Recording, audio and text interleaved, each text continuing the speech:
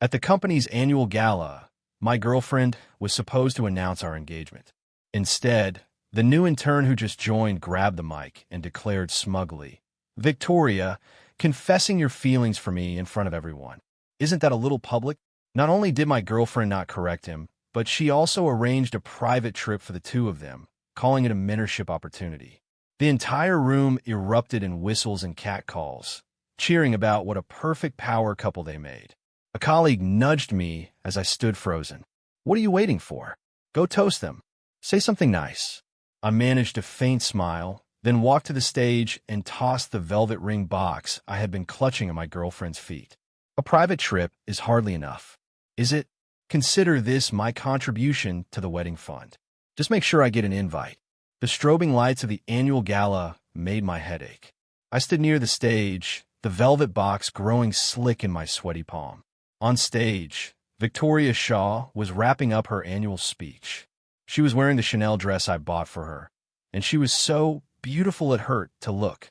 "And finally, I have one last important announcement to make," she said, her eyes finding mine in the crowd, the corner of her mouth ticking upward. My heart hammered against my ribs. 5 years. 5 years we kept our relationship a secret, navigating the treacherous waters of an office romance. Tonight, it was finally going public. I felt for the six-figure diamond ring in my pocket, picturing it on her finger. Just then, Cody Jensen, an intern who'd been with us for all of 3 months, vaulted onto the stage and snatched the microphone from its stand. "Victoria, confessing your feelings for me in front of everyone. Isn't that a little public?" He flashed a brilliant boyish grin, revealing 2 perfect canine teeth. His tone shifted, becoming conspiratorial, but I like it. The ballroom went silent for 2 full seconds before erupting in a wave of laughter and wolf whistles. I was frozen in place, the sharp edges of the box digging into my palm. Victoria's expression was momentarily stunned, but quickly melted into an indulgent smile. "Cody is definitely one of our most promising new talents," she said, clapping him on the shoulder. "To reward you for your outstanding performance, I'm arranging a private trip, just the 2 of us. Think of it as a special training session." Cody clutched his chest dramatically. "Is the great Victoria Shaw asking me on a date?" The crowd roared its approval. My longtime colleague Dave elbowed me in the ribs. "Liam, snap out of it. Go toast them. Say something nice." I turned to him mechanically. He winked at me. It's obvious Victoria is into the kid as his department head. You got to show some support, right? I looked down at the ring box in my hand, my mind a complete blank. Into the kid, then what am I? What were the last 5 years of my life? Watching them laugh and banter on stage, I stood there for a long moment before a bitter smile spread across my face. You're right. I should congratulate them. With that, I straightened my suit and strode toward the stage. Victoria saw me approaching, and a flicker of panic crossed her face. Cody just jutted his chin out, a triumphant smirk plastered on his face. A private trip is hardly enough, is it? I opened the box, took out the diamond ring I just bought, and tossed it at Victoria's feet. Consider this my contribution to the wedding fund. Just make sure I get an invite. The ring bounced twice on the polished floor, coming to a rest beside her stiletto heel. The color drained from her face, but no one else noticed. The audience, thinking I was playing along with a corporate skit, broke into applause. "Way to be a team player, Carter. Damn, that ring doesn't look cheap." Liam's a generous guy. Victoria and Cody really are a power couple. Perfect timing on that gift, Liam. I gave the crowd a thin smile and turned to leave. I could hear the frantic click-clack of Victoria's heels behind me. "Liam, wait." I didn't look back. I walked straight out of the ballroom. The cool, quiet air of the hallway was the first clean breath I had taken all night. Just as the elevator doors slid shut, I saw her running toward me, but she was too late. As the elevator descended, my phone buzzed. A text from Victoria. "It's not what you think." I can explain. I didn't reply. I just silenced my phone. Over the past 5 years, I'd heard that explanation far too many times. Cody's just an intern. I have to manage his morale. Work is swamped with this new project. Can we reschedule date night? He's young and doesn't know any better. Don't take it personally. Every single time, I chose to be the understanding, accommodating boyfriend. Because I loved her, I was willing to be invisible. I accepted every plan and endured the sight of her and Cody laughing together in the office more and more frequently until today. She had promised me that today, at the gala, we would finally go public. She would finally give me the recognition I deserved. I had waited 5 years for this moment. The underground parking garage was as cold as a morgue. I slumped into the driver's seat. On the passenger seat sat a bottle of champagne I brought to celebrate our engagement. It looked like a cruel joke now. Just as I started the engine, a figure stepped directly in front of my car. Cody Jensen slapped his hand on my hood, that same smug grin on his face. I slammed on the brakes. He sauntered over to my window and tapped on the glass. In a hurry to leave, "Mr. Carter?" I rolled down the window, my face a mask of indifference. "Something I can help you with?" "Don't be so cold," Cody said, waggling his phone. The screen showed his iMessage chat with Victoria. "Victoria just texted me. The trip is booked. 1 week in Maui, just the two of us." I stared at his young, arrogant face and felt a sudden, absurd urge to laugh. 3 months ago, this kid couldn't even put together a proper PowerPoint presentation. I was the one who taught him step by step. And now here he was, lording his victory over me. "Oh, are you done? If you're done, move. I'm leaving." Cody was clearly not expecting that reaction. He blinked. "That's it? That's all you've got? You're not mad? Not even a little jealous?" I was done talking.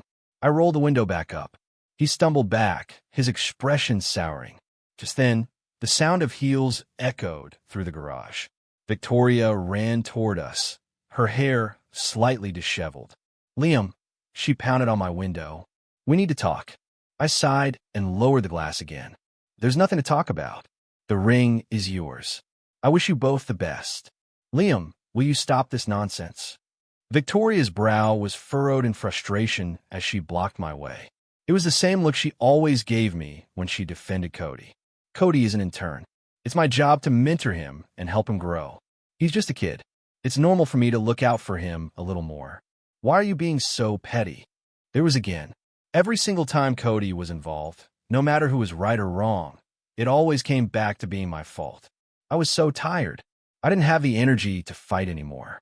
I took a long breath and met her gaze, my voice calmer than I'd ever heard it. "Victoria, you only ever ask me to be understanding. You only ever ask me for unconditional tolerance. But you have no idea how many plans with my own friends I've canceled to keep you company while you worked late. You have no idea how much it guts me every time I see you and Cody laughing together. And you sure as hell have no idea what I put into getting ready for tonight." Victoria's expression softened, her lips parting slightly. "I can explain." "Don't," I said, starting the car again. "Victoria, we're done." In the rearview mirror, I saw her standing frozen, growing smaller and smaller. Cody was right beside her, his arm draped over her shoulder, whispering something in her ear. My phone buzzed again. A text from an unknown number. "Mr. Carter, this is the director of HR at Synergy Dynamics. Have you given our offer any more thought? We are prepared to double your current salary and include a significant project bonus. We'll look forward to hearing from you." I took a deep breath and typed back a reply. "I accept. Let's schedule a time to discuss the details." The car emerged from the garage and merged into the river of taillights. In the rearview mirror, the Apex Innovations logo on the building facade shrank, then disappeared. 5 years of my life over. As I drove away from the garage, my phone blew up with notifications. In the company-wide group chat, Victoria had posted an announcement with an everyone tag. Per an executive decision, Project Zenith, formerly managed by Liam Carter, will be transferred to Cody Jensen, effective immediately. Liam is expected to facilitate a smooth and complete handover. The chat immediately exploded. "Great call, Victoria. Cody is a rock star. Don't feel bad, Liam. Corporate restructuring happens. Damn, Cody. Landing a project this huge after only 3 months, killing it." I let out a cold, humorless laugh and closed the app. Just a moment ago, she looked like she might have felt a shred of doubt. Now, she couldn't wait to rip my biggest project out of my hands. It wasn't hard to guess who'd been whispering in her ear. Project Zenith was the company's most critical R&D initiative of the last 2 years.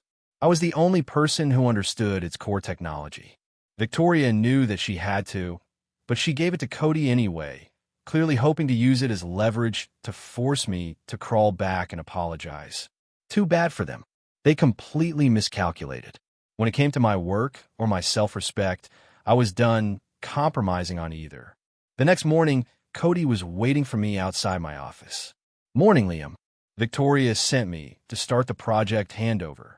He smiled, taking a long, slow sip of his latte. "You're not going to make this difficult, are you?" I glanced at him, said nothing, and pushed past him into my office. Cody followed me in, plopped down in my chair, and kicked his feet up on my desk. "Wow, this chair is comfortable. I can see why you wouldn't want to leave." I ignored him, pulled a file from my drawer, one I had prepared in advance, and tossed it onto the desk. "The project documentation is all in there. Help yourself." Cody flipped through a few pages, his brow furrowing. "What is this? Where's the source code? The core algorithm?" I shrugged. "It's all in my head." His face darkened. "Carter, don't be an ass. Victoria said you need to provide a complete handover." I smiled. "Then have her come and tell me that herself." Cody shot to his feet. "Who do you think you are? Victoria can't even be bothered to see you right now." I had no more time to waste on him. I grabbed the resignation letter from my desk and walked out. "Where are you going?" He yelled after me to quit. I didn't look back, heading straight for the CEO's office. When I pushed the door open, she was reviewing a document and didn't even look up. "What is it?" I placed a resignation letter on her desk. "I am Brennan." She finally lifted her head, her eyes as cold as ice. "Liam, are you serious? How long are you going to keep this tantrum going?" My voice was flat. "This isn't a tantrum. This is real." She stared at me for a few seconds, then let out a sharp, cold laugh. "Fine, leave. This company will do just fine without you."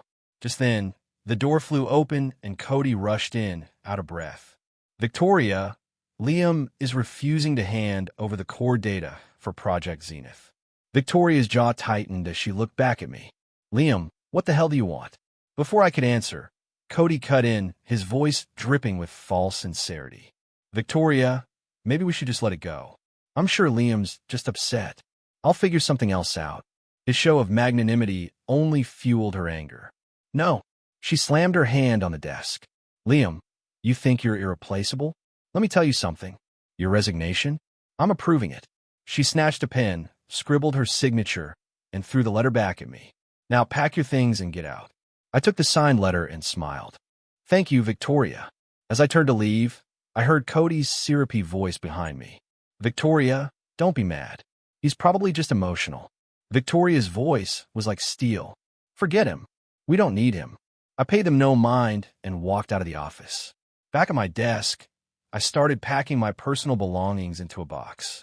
My colleagues watched me from the corners of their eyes, no one daring to speak. Dave, my old colleague, finally came over and sighed. "Liam, why are you doing this?" "Victoria is just angry. If you just apologize, this will all blow over." I smiled faintly. "You think this is about me being stubborn?" He looked confused. "Isn't it?" I didn't explain. I just put the last of my things in the box and clapped him on the shoulder. "Take care of yourself, Dave." Stepping out of the building, the afternoon sun was blinding. I took a deep breath, pulled out my phone, and called the HR director at Synergy Dynamics. "Hi, this is Liam Carter. Yes, my departure is finalized. I'm available to start immediately." After hanging up, I glanced back at the monolithic glass tower of Apex Innovations. "Victoria, you're about to find out. Without me, Project Zenith is going nowhere." On the third day after I quit, my phone finally went quiet. Victoria hadn't texted again, and the company group chat was silent about any progress on Project Zenith. I figured she must have realized by now that without me, the project was dead in the water. Normally, whenever we fought, I would be the one to break the silence within a couple of hours, finding some excuse to make up with her. But this time, I hadn't sent a single text. She was finally starting to understand that this time was different. Around 8 p.m., I was on my couch reviewing project files for Synergy Dynamics when the doorbell rang. I frowned and went to the door. Victoria stood there in a sharp business suit, heels immaculate, makeup perfect, but with a weariness in her eyes she couldn't hide. She looked at me, her tone cool. Why aren't you answering your phone? I leaned against the door frame, making no move to let her in. What do you want, Victoria? Her brow furrowed, clearly unaccustomed to my new attitude. There's a problem with Project Zenith. I need you to come back and fix it. I laughed. Victoria, I don't work for you anymore. The company's problems aren't my problems. Her face hardened. Liam, there's a limit to how childish you can be. The project is stalled, and the entire team is waiting for you. I shrugged. Then they'll have to figure it out themselves. She stared at me, a flicker of panic in her eyes before she quickly masked it with her usual air of authority. What will it take to get you to come back? Come back. I raised an eyebrow. Come back to being your secret boyfriend? To watch you flirt with Cody Jensen? She bit her lip, her voice softening slightly. Liam, there's nothing going on between me and Cody. I was just what? I cut her off. Just thought he was young and full of potential, that he was more interesting than me. She was speechless. I walked back into my living room, grabbed my new company ID from the coffee table, and held it up for her to see. I've already started at Synergy. Tomorrow is my first official day. Her eyes went wide. She snatched the ID badge from my hand, staring at the corporate logo in disbelief. Synergy, they're our biggest competitor. Liam, have you lost your mind? You go work for the enemy just to spite me. I looked at her calmly. It's not about spite. They made me a better offer. An offer? She scoffed. How much are they paying you? I'll double it. Quit right now and come back. I shook my head. It's too late. She stared at me, her chest heaving. Are you really doing this over an intern? Is your ego that fragile? What kind of a man are you? Seeing her lash out at me now, I could faintly remember the day she first told me she loved me. We had promised to build a life together, but just 5 years in, everything had changed. I took a deep breath, finally saying the words that had been building inside me. Victoria, let's break up. The moment the words left my mouth, all the color drained from her face. She stared at me, her lips trembling as if she couldn't believe what she was hearing. What? What did you say? I said, we're breaking up. I repeated, surprised at how steady my own voice was. It's been 5 years. I'm tired. Her fingers tightened around her purse strap, her knuckles turning white. Is this because I gave Cody the project? Liam, when did you become so small-minded? I let out a small, bitter laugh. You think that's what this is about? What else could it be about? Because I didn't announce our engagement at the gala? Because I'm friendly with Cody?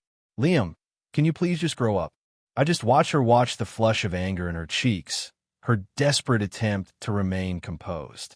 Even now, after everything, she still thought I was just throwing a tantrum.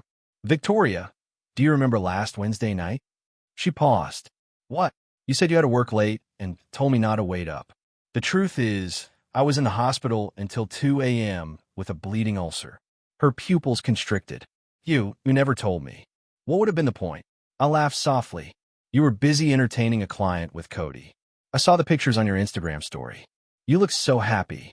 She swayed on her feet as if I'd struck her. You saw that. And that wasn't the only time. Last month on my birthday, you had a last-minute emergency. 3 months ago, when my parents flew in for the first time a year, you were too busy to meet them.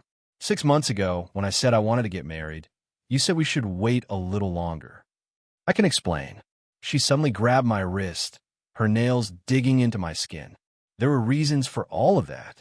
The client Cody was handling is critical to the company. I had to be there. Enough. I gently pulled my arm free, unwilling to hear another one of her excuses. Just admit it, Victoria. In your world, I stopped being a priority a long time ago. Her eyes suddenly welled up. That's not true. Liam, just give me one more chance. It was the first time in 5 years I had ever seen her back down, but it was too late. Synergy gave me a triple salary offer and stock options. She stared at my ID badge, and a smile that was more painful than a grimace spread across her face. So, this is about money. Liam, I never took you for that kind of person. Yeah, well, I guess I am. After all, in 5 years, I never even got a decent tie from you. Her expression froze. I think she finally remembered the designer tie she'd given to Cody, the one I saw he'd carelessly tossed aside. Her voice caught in her throat. I can go buy you one right now. Don't bother. I opened the front door. Please leave, Victoria. I have to be at work early tomorrow. She didn't move. I looked at her perfectly coiffed hair, her flawless makeup. I suddenly remembered the girl from 5 years ago who would sneak me food during late nights at the office, the one who took a day off to take care of me when I had the flu. That girl was long gone. Liam. Her voice was barely a whisper. What if I fire Cody? I was stunned. I never thought someone as proud as her would ever say something like that. I thought about it for a moment, then shook my head. It wouldn't matter. The problem between us was never just about Cody. A tear finally broke free and rolled down her cheek, then another, splashing onto the floor. It was the first time I had ever seen her cry over me. But a moment later, she lifted her head. The tears were still on her face, but her expression had hardened back into a cold mask. You think Synergy actually values you? They're just using you to get to me. I nodded. Maybe. So what? At least they're giving me the respect and compensation I deserve. She staggered back a step, her makeup now a mess. You'll regret this, Liam. I swear you will regret this. I'll be waiting, but for now, I need you to leave. I escorted her out of my apartment. The moment the door clicked shut, I heard a muffled sob from the hallway. The sound grew fainter, then disappeared with the ding of the elevator. I leaned against the door, slowly sliding to the floor. My phone screen lit up, still showing the picture of Victoria and me. I had set it as the wallpaper. After a moment's hesitation, I deleted every single photo of us together. If I was going to let go, I had to let go of everything. After that night, it was like Victoria became a different person. On Monday morning, as I was walking into the Synergy Dynamics building, I saw her coming out of the coffee shop across the street, arm in arm with Cody. Cody was sporting a brand new suit, and on his wrist was the expensive watch Victoria had given him. Well, look who it is, Cody said loudly. Fancy meeting you here, Mr. Carter. Victoria stood beside him, staring straight at me, a ghost of a smile playing on her lips. I just nodded. Morning. Then I walked right past them. Liam, Victoria called out after me. Our company just landed a huge new contract. Cody's the project lead. I waved over my shoulder without looking back. Congratulations. I could hear Cody's sarcastic voice trailing behind me. He's a big shot at Synergy now, Victoria. He's too good for us. Over the next 2 weeks, these chance encounters happened more and more often. Sometimes it was at a restaurant, other times at the mall. Each time, Victoria would make a big show of being affectionate with Cody, but her eyes were always darting in my direction. I acted like I didn't see a thing. Then, on a Friday afternoon, I was taking a walk in a park near the office when I ran into my old college buddy, Mark. Liam Carter, is that really you? Mark clapped me on the shoulder. Man, I hear you're doing big things these days. We caught up for a few minutes, and just as we were laughing about an old memory, I heard the familiar click of heels on the pavement behind me. Liam, what a coincidence. Victoria had appeared out of nowhere with Cody, of course, glued to her side.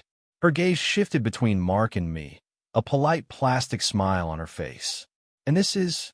Mark asked curiously. I was about to speak, but Victoria extended her hand first. Hi, I'm Victoria Shaw. I'm Liam's ex-dash, I said flatly, cutting her off.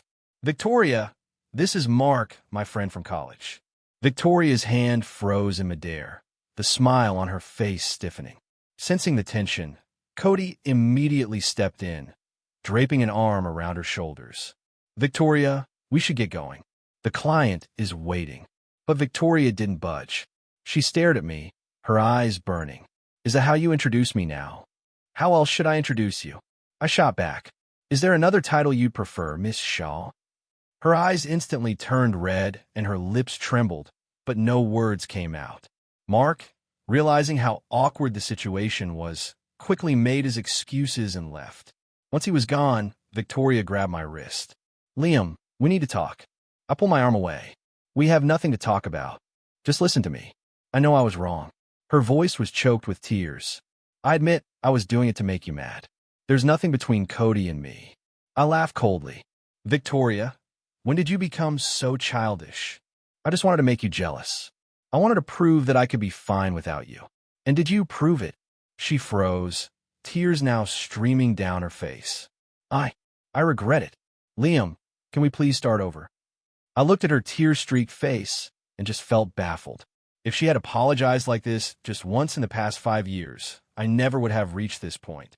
But she waited until I was completely and utterly done to finally learn her lesson. Victoria, I sighed. You never know how to appreciate what you have. And now it's too late.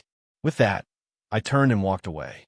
I could hear her screaming my name behind me, her voice raw and desperate. Liam, Liam. I didn't turn back. The sun was setting, casting my shadow long on the pavement in front of me. This time, I was finally moving forward with nothing holding me back. A month later, I was standing under the spotlight at Synergy Dynamics' quarterly earnings press conference as a newly appointed director of technology. Under Mr. Carter's leadership, Project Orion was completed 3 months ahead of schedule, and we had already secured partnership agreements with 3 major international firms. The room was filled with thunderous applause and the constant flash of cameras. I smiled at the audience. In the very back row, my eyes landed on a familiar figure, Victoria. She was wearing a simple white shirt and jeans, no makeup. She looked nothing like the polished, powerful executive I once knew. When she saw that I noticed her, her eyes lit up for a second before the light quickly faded.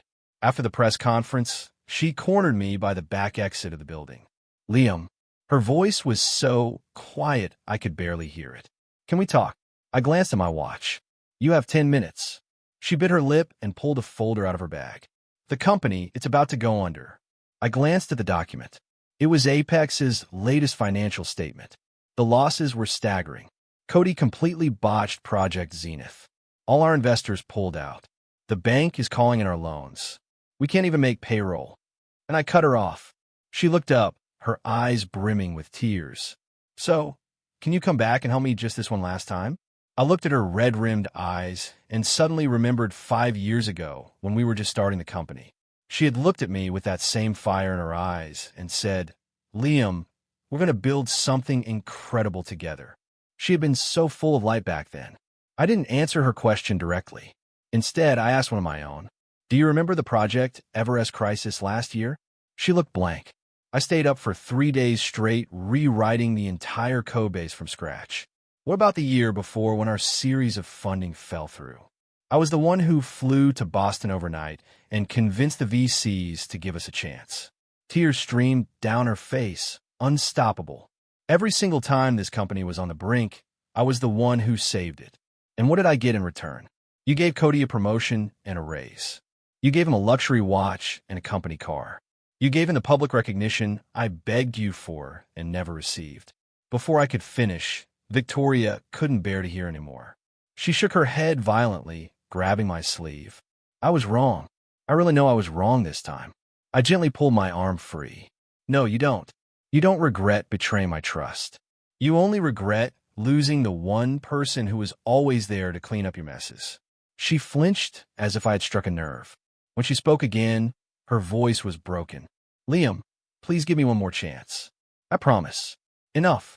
I interrupted. Victoria, have some dignity.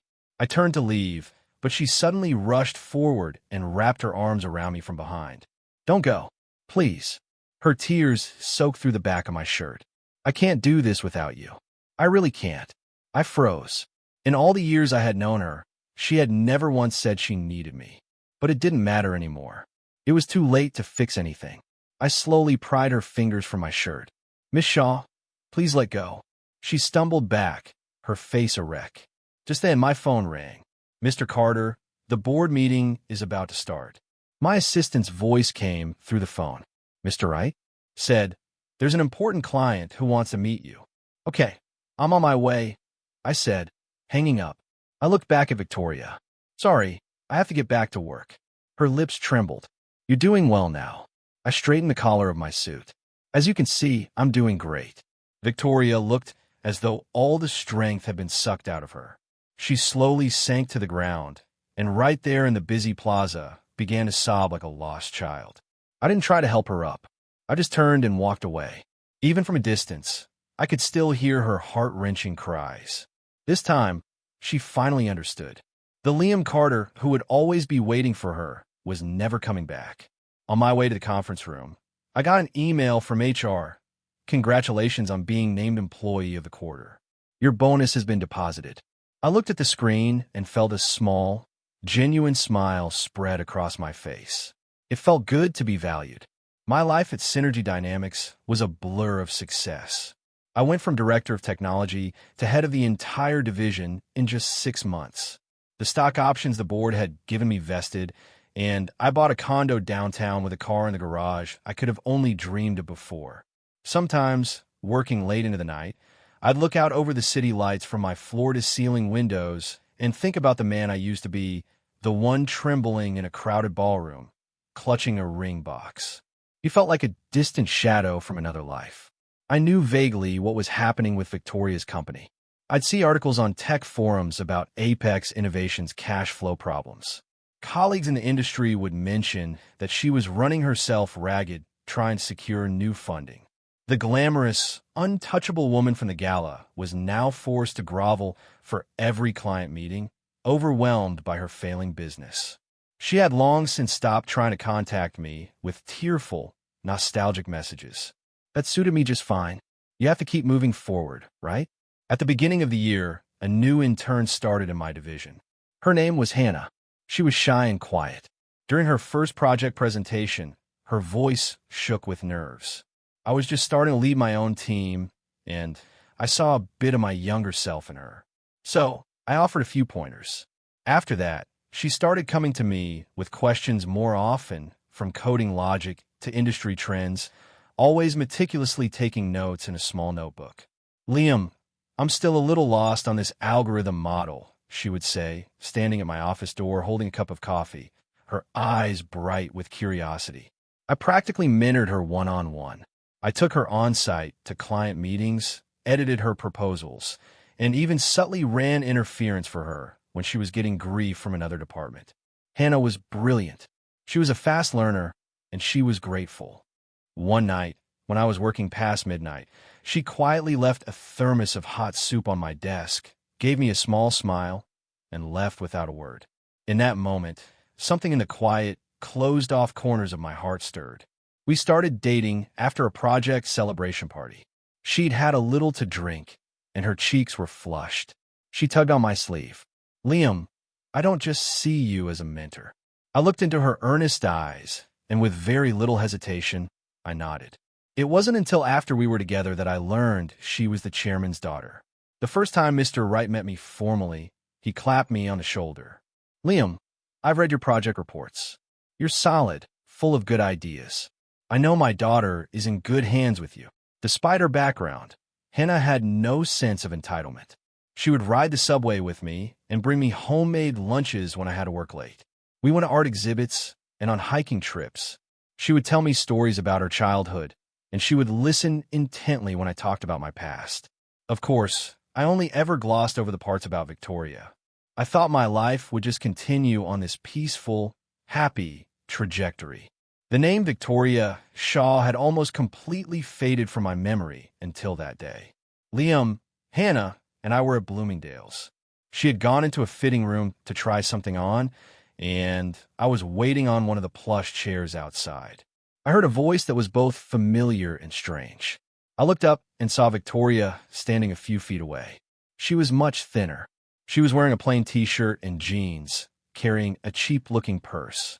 But what shocked me the most was her hair. Her once perfectly maintained long hair was chopped into a ragged, uneven bob, as if she had taken a pair of scissors to it herself. "It really is you." Her eyes reddened the moment she saw me.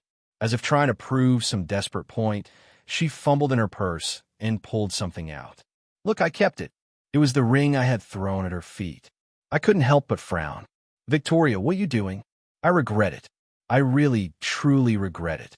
Tears streamed down her face as she clumsily tried to slide the ring on her finger, but she had lost so much weight that it just spun loosely. "Liam, please give me another chance. The company is gone. Cody left. I have nothing left. Only you." I took a step back. "Don't do this. I know you still love me." She lunged forward and grabbed my hand. "We were together for 5 years. You can't just turn that off. You're just angry with me, right? I was wrong. I'll listen to whatever you say from now on." I yanked my hand back. "Victoria, it's over between us." "No," she shrieked. "You still love me. You, Liam, who's this? At the worst possible moment, Hannah stepped out of the fitting room, looking at us with confusion. Victoria's sobs stopped abruptly. She stared at Hannah's hand, now linked through my arm, and her face went as white as a sheet. Who is she? I took a deep breath and put my arm around Hannah's shoulders. This is my girlfriend, Hannah. Victoria looked as if she'd been struck by lightning. Girlfriend. Hannah said, nodding politely. Then she whispered to me, Liam, who is? I didn't get to answer because Victoria suddenly started to laugh. The sound was manic, mingling with the smeared mascara on her face. She looked utterly broken. You're lying to me, aren't you, Liam? You just found some woman to try and make me angry. Victoria, would you please get grip? We broke up a long time ago. No, impossible, she screamed, grabbing the front of my shirt. How could you do this to me? I gave up everything for you. How could you? Please let go of him. Hannah stepped forward, her voice soft but firm. Don't touch my fiancé. Victoria froze. She looked from Hannah to me and then back again. She slowly released her grip, staggering backward. You too. I had no desire to witness any more of her melodrama. I took Hannah's hand. Let's go. As the elevator doors slid shut, I heard the clatter of something small hitting the marble floor, followed by Victoria's raw, gut-wrenching sobs. It hurts, doesn't it? The feeling of being abandoned by the person you love. It took me 5 years of that pain to finally find the courage to start again. Later, I heard that Victoria's company never found anyone who could replace me. They couldn't overcome the technological hurdles at the core of their main project. Investors pulled out. The stock price plummeted, and one crisis followed another. 3 months later, she finally gave up and filed for bankruptcy. By then, I was on the other side of the world in New Zealand, busy planning my wedding with Hannah. Victoria Shaw, my past. None of it had anything to do with me anymore. All I wanted was what I had right now.